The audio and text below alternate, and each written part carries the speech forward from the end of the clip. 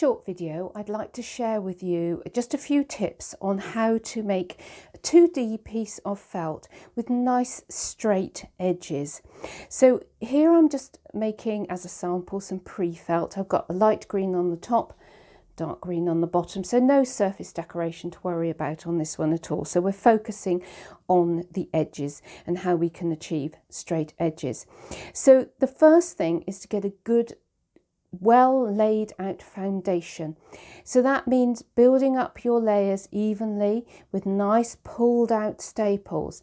The staples need to be pulled out nice and evenly so that there's not any extra long bits and shorter bits in your staples. Try and get them nice and even. Then you won't have lots of little wispy bits sticking out of the side.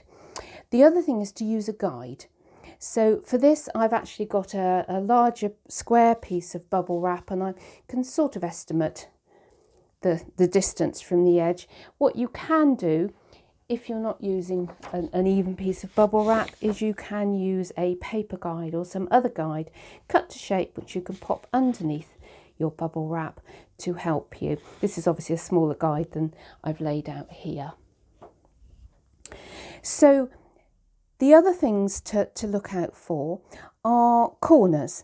I find that when you're laying out, quite often the corners end up thinner than other areas. So sometimes I just check them and I put a little bit of extra wool on the corners if needed.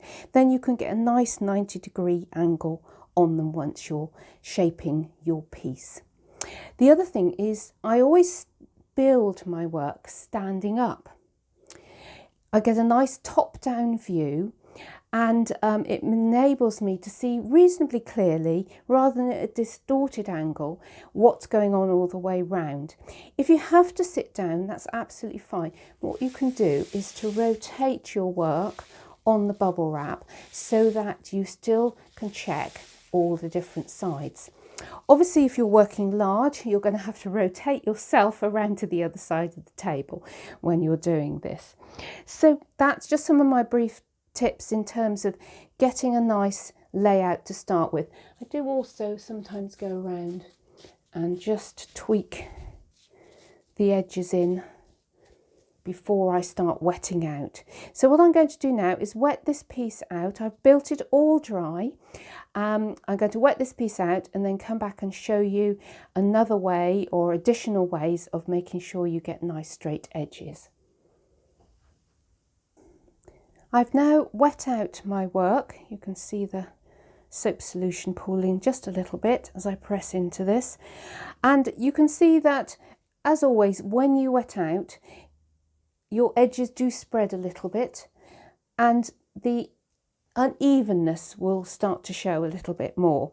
So obviously this isn't a very straight edge now. I've got little bits sticking out here that I'd like to remedy as well.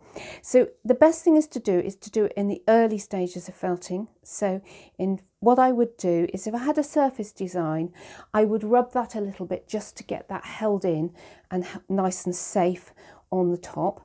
I would then turn my work so that the back side is on the top, and I do that by using a bubble wrap sandwich. So put some bubble wrap on the top and hands underneath and flip it over. There we are. That's safe for design and for very unstable wool as it is at the moment. Peel that top layer off, and we've now got these raggedy edges to sort out, because this is the back of the work, so we'll say the design is on the other side. So you can start turning the edges in by hand if you want to. So you're just picking up the soft fibrous bits and turning it back to sort of the main bulk. So you can do it by hand, but that's quite time consuming and not quite so easy. So the best tip that I have for you is to use the bubble wrap itself. You can take the bubble wrap, and because this wool sticks to the bubble wrap, you can take it and you can lift it and you can press it down and then gently peel that back. So all the wispy bits have been turned in, so you have a nice even edge along there. You can do that again here. Turn it up, get rid of all the wispy bits, press down,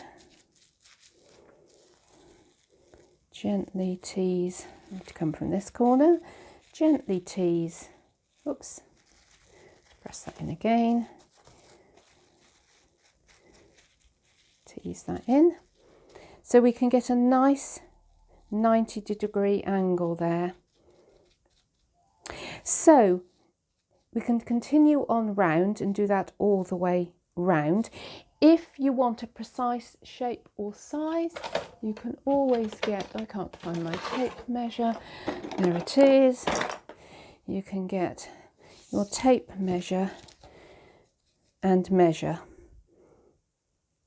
and then turn the other sides in to create the actual sizing that you want. Remember, you need to allow for your shrinkage if you do it like that.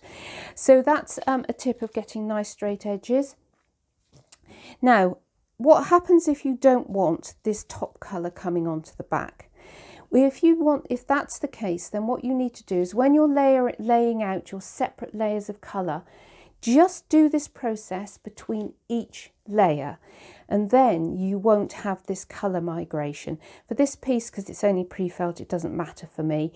And if I was just one-sided fronted piece of felt picture or something I was going to mount, the back didn't matter quite so much, then this would be okay. But if you do want to make sure that the back is as beautiful as the front, then each colour layer that you lay, wet it out and turn over the edges. So I hope that's actually given you a few tips on how to create nice straight edges on your felt pieces.